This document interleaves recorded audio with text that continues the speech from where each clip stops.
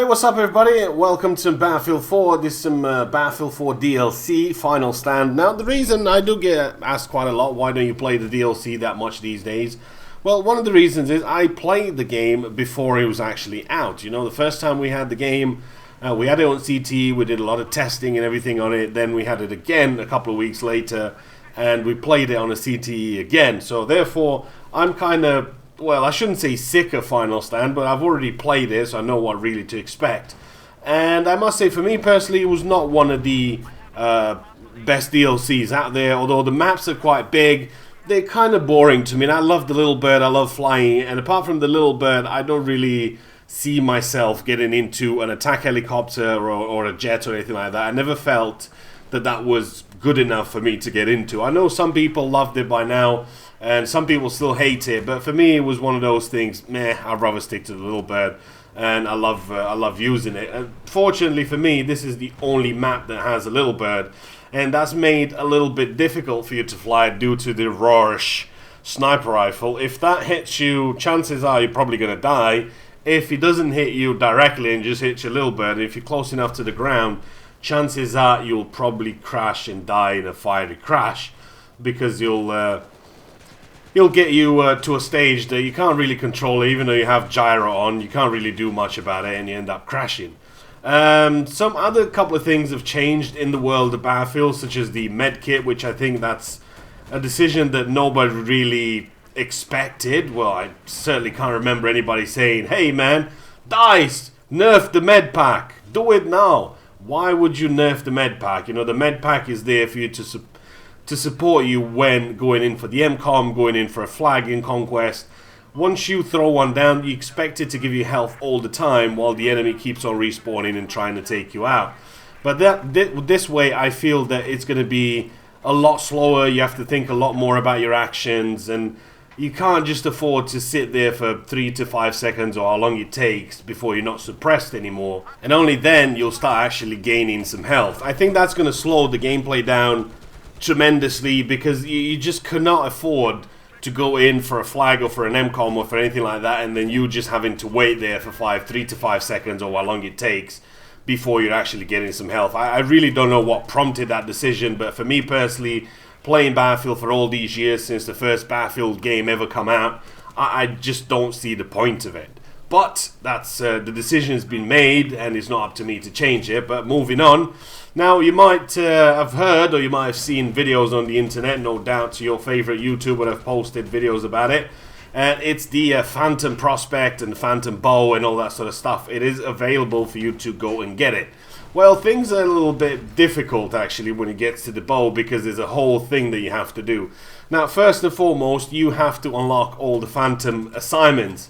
Now, there's 3 of them. Each of them requires you to get 200 kills with an LMG, with a pistol, get 25 road kills, get so many kills doing this, so many kills doing that. Once you've gotten all that, then you have to get yourself on the Final Stand DLC maps, and you have to search for a little dog tag. It's a special dog tag that you can find somewhere on the map. Now, these dog tags can be found in a small white box.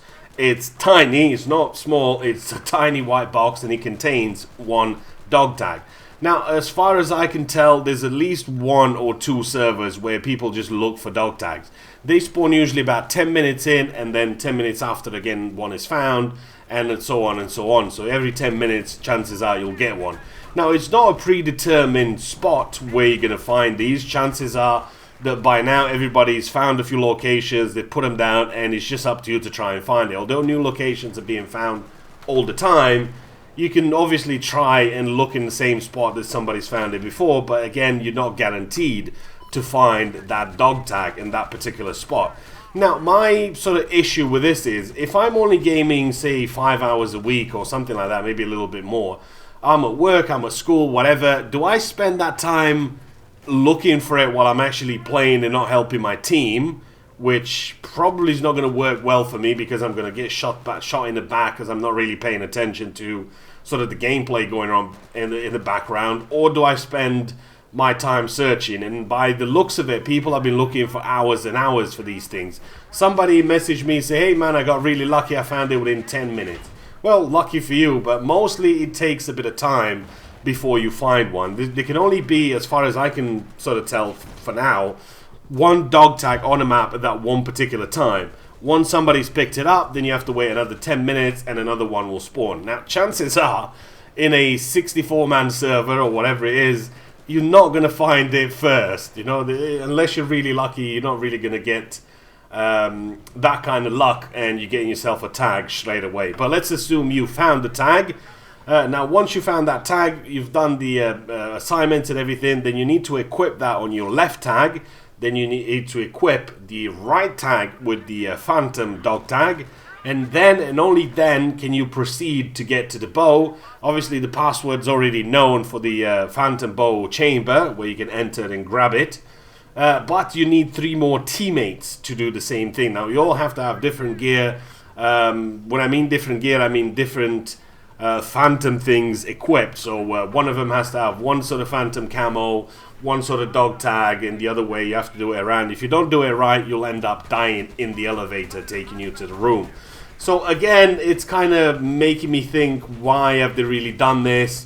Do they really expect people to actually get that and just spend a lot of time doing that? Is maybe this a little strategy for them to sort of keep you engaged in the game? Although I think at a community sort of point of view, I personally don't see myself looking for these things, because I would rather play the game if I'm playing the game, or do something else, if you see what I mean here. So it's going to be a difficult assignment for you to get, but eventually you will get it if you're into that sort of stuff. But it brings me back to the one particular point from Battlefield 3 when the X-Bow was out. I remember using it for a day, maybe 2, and then I realized, hold up, I'm pretty much getting outgunned most of the times. I'd rather stick to an automatic weapon. So, is that effort really worth it just for you to get a bow? That's completely up to you to decide if that's worth it or not. But that's what you need to do to get the assignment and get the phantom bow in your inventory. Now, I was really hoping there's going to be some news about some extra DLCs and stuff like that, but it doesn't look like it's going to be the case.